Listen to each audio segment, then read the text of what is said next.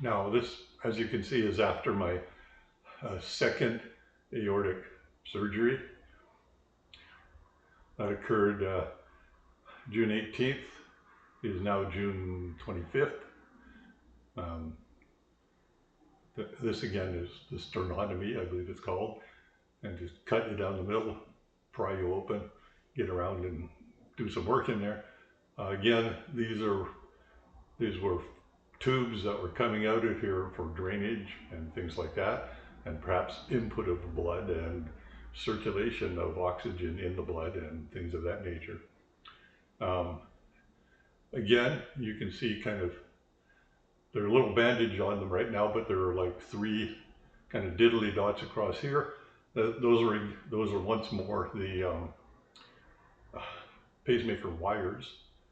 Not the full pacemakers, that's not inside, it's just wires that go in and kind of touch your heart. And so if something goes bad, they can actually start pacemaking your heart. As before, this is old gallbladder surgery over here. I have a few bruises and things, and this is also part of the gallbladder surgery over here. These are a lot of just made by needles after the fact, where they're putting in various drugs and things to make you better. Of course, I had IVs in these arms. Most of that is now faded, cleaned up somewhat. There is one additional thing which I didn't have on the first surgery, or at least it wasn't visible in the first aortic surgery. I'm going to show you that in a second. I'm wearing my swim shorts here so that I can sort of pull this up so that you can get a look at the sort of blood that is collected inside my leg here. And I believe what was going on is they had a tube inserted in here, and we're actually using that to circulate blood at various points within it and various times within the surgery. I don't think they did that the first time, or at least I didn't have this discoloration on my legs at that point. But it doesn't hurt or anything. And I think, as I say, I think they were just had an inserted tube and were using it to push blood and oxygenated blood and circulating it through me at the time.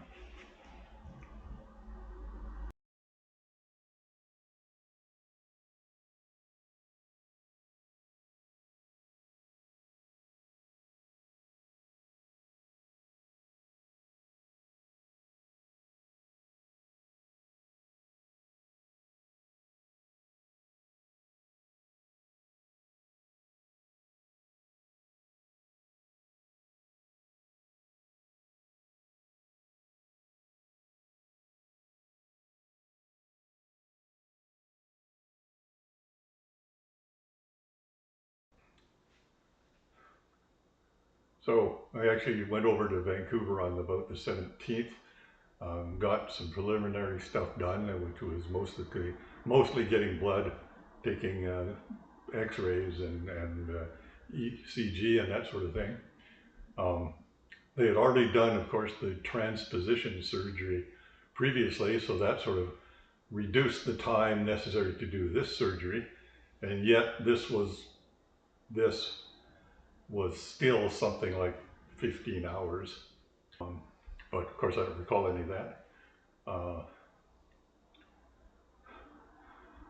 This particular kind of additional surgery is called a frozen elephant trunk, which is literally the name because it happens to look like when you put it inside the aorta and kind of let it hang out, it looks like there's a trunk of an elephant in there and in a sort of frozen-ish way.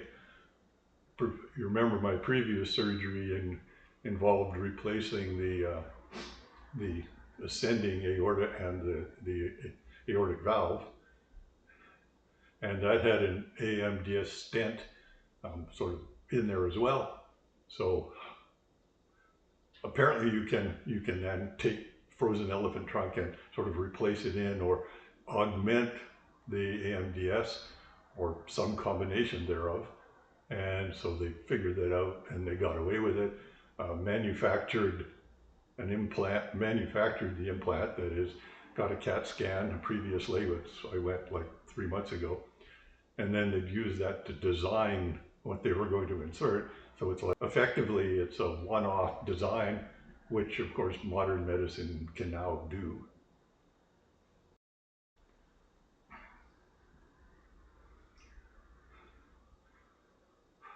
Now, as for the hospital stay, uh, it's roughly 7 days afterwards. There was a bit of a bureaucratic holdup. Let me call it that.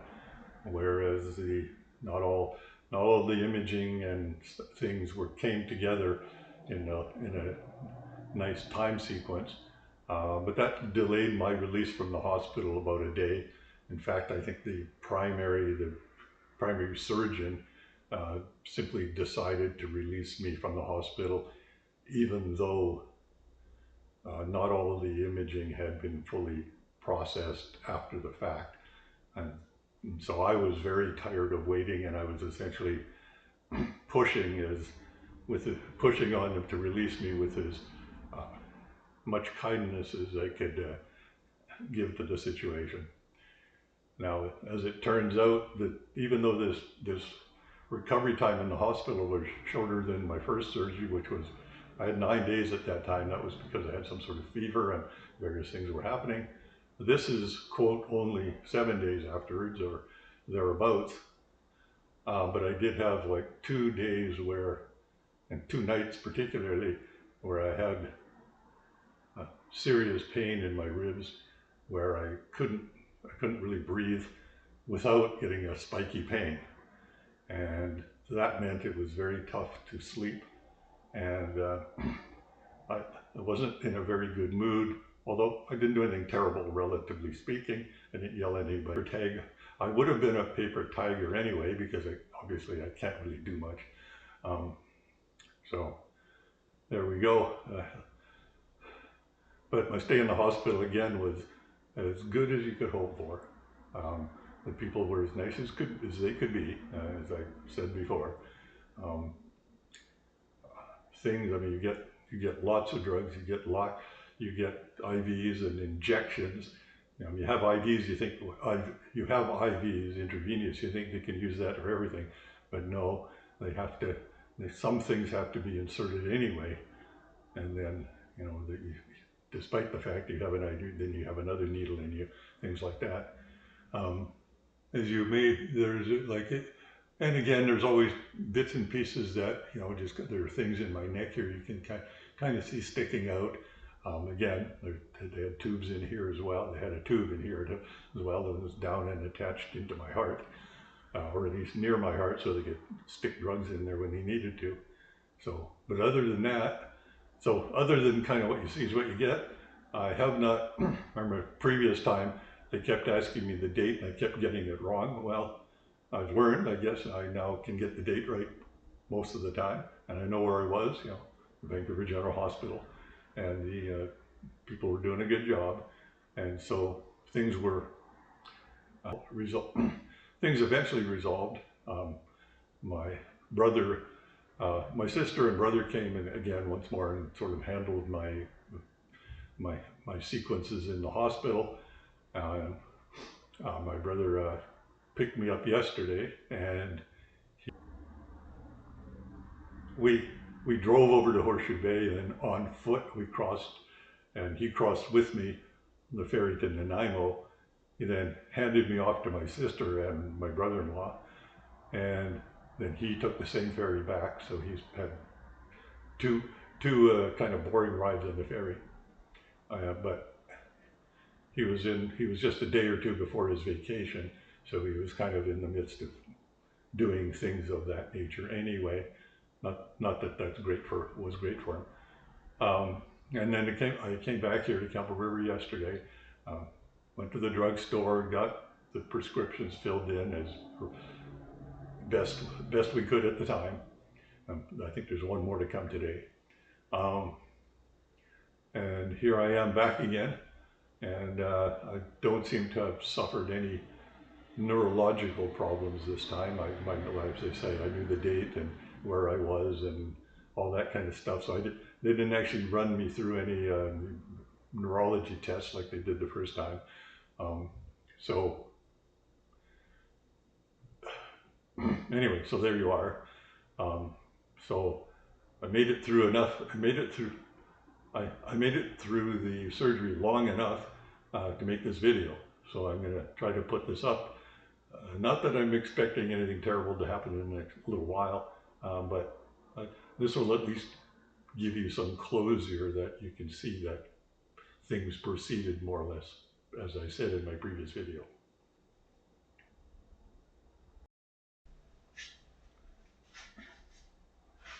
Now, one thing I do want to mention, although it's not a huge deal, is how I sleep now that I'm back here. And those hospital beds are flat. And that's actually quite difficult to sleep in, because when you're flat, your arms, of course, you don't want to sleep on your sides or face down, because then you're squashing your sternum, and that's not happy. So if you're trying to lay flat on a normal bed or a hospital bed, then it's difficult because you're stretched this way and you don't want to be stretched this way. Even with painkillers, it's enough of a dull ache to keep you awake. So that's not too good. Now with this bed, with this sofa, of course, it's shaped like a V. So if I lie in it, I can lie in it in such a way that it actually rotates my arms inwards, and therefore takes the strain off my sternum. And that makes it easier to sleep. So when you decide to have your sternum cut open, why, I suggest you use a couch to sleep on, and it'll be a lot more fun.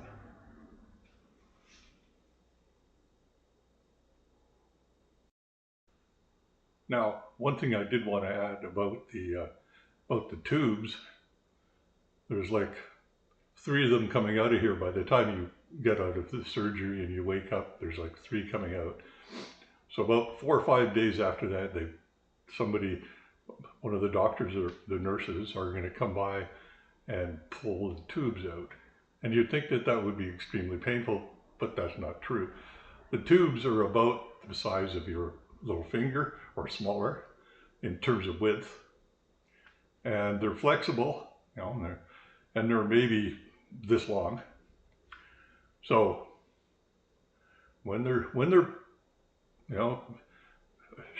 the doctor will say something like, take a breath and hold it, and then they'll pull. And of course it's attached somewhere inside you, or sort of semi-attached, I guess. So as it pulls out, what you're going to feel is it's as if it's somehow or other you're pulling on a small snake, and that small snake is kind of moving and jerking around as it comes out. So it's not painful, but where you feel it is sort of the end of the tube as it comes out. You feel it's a very odd feeling. It's not painful. I just wanted to make that point. It's not painful. There's no horrible thing going to happen. It is going to feel pretty odd. So, and of course there's 3 of them. So the first one you're sort of surprised. And the second one you're sort of getting, oh, that's pretty weird. And by the third one you really know what's going to happen. And then when it's pulled out, it feels really odd. And there you go, but that's the way it is. Same with these little wires down here. When you pull these out, these are almost nothing. The one in your neck, if you have one, when that one's pulled out, you really can't feel that. It kind of goes down to your heart, just boop, and you're done. And I mean, it feels weird, as I say. That's the biggest feeling of that. It's weird, but it's not painful in any particular way. Now, at this point, I'm going to start the recovery procedure again. One difference is that I'm not on warfarin. That's that blood thinner medication. It's not a bad medication. The trouble is that it actually requires a blood test like every week to determine the range. There's some range that's measured about how thin your blood has become. And so you have to stay in that range that requires testing every week. So that's just annoying. But that's not happening this time because I didn't have the last time, a year ago, I actually had AFib for a little while, and that was enough to make everybody worry that they should be watching it. So I had to get like a monitor, and then I had to sort of prove that things were okay, and then they slowly switched me to another type blood thinner medication, and then so that, but the first, about the 3 months that I was on the warfarin, that was pretty annoying. Of course, I have to go down and consult, follow up with my local doctor here, and then he'll probably order more tests, and then of course there's just a standard suite of phone call meetings that you have to have with the people in Vancouver. Fortunately, you can do it by phone, so you don't have to physically go over there. I mean, the local hospital here, the Campbell River Hospital, is perfectly fine. But if they're going to get things like, serious analysis, then you can understand if you're the surgeon that's done the big work, you don't want sort of some secondary guy making decisions that are seriously important. At least I wouldn't want that, and that's what I presume is going on. So in any case, it'll be about a month before I can drive again. So I'm kind of relying on people to pick me up and do whatever. Of course, I'm walking a little bit. Yesterday we took about a 20-minute walk with my sister, and when my brother comes back from his little vacation, we'll be doing more of that and various things. So I'll be ramping up slowly and getting back into kind of normal life. I can probably, judging from the last year when I had this sort of thing done, I'd probably be able to squeeze in some golf, and in September, maybe 9 holes every week or so, starting in September, but no promises. Obviously, there's a whole bunch of different things going on, but so far, it seems roughly the same as it was the first time.